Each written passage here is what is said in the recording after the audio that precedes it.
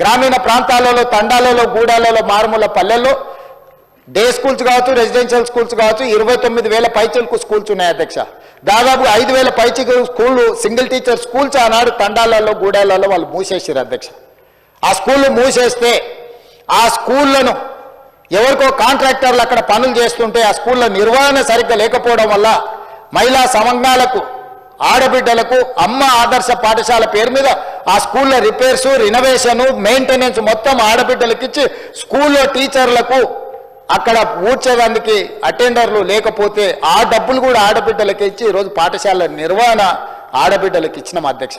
ఇదే కాదు అధ్యక్ష, రెసిడెన్షియల్ స్కూల్స్లలో దాదాపుగా 65 లక్షల మంది స్టూడెంట్స్కి బట్టలు ప్రభుత్వం ఇచ్చే 2 జతలు గతంలో కంపెనీలకు అమ్ముకొని కుట్టుగూళ్ళల్లో కూడా కమిషన్లు గత ప్రభుత్వం తీసుకుంటే గతంలో 25 రూపాయలు జతకు ఉంటే కుట్టకూళ్ళు ఈ మొత్తం బట్టలు కుట్టే మొత్తం కాంట్రాక్టును స్వయం సహాయక సంఘాలైన మహిళా సంఘాలకు ఇచ్చి 1,30,00,000 డ్రెస్సులు 75 రూపాయలు ఒక్క జత కుట్టడానికి కుట్టుగూళ్ళు ఇచ్చి ఆడబిడ్డలను ఆర్థికంగా బలోపేతం చేయడానికి ఆడబిడ్డలకు బదిలీ చేసిన చరిత్ర కాంగ్రెస్ పార్టీ అధ్యక్ష.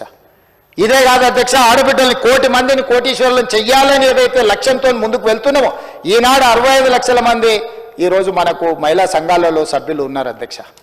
వాళ్ళకు పావులా ఓటు కానీ 0% ఓటు కానీ వాటి గురించి మా బట్టి గారు మళ్ళీ లెక్కలు చెప్తారు.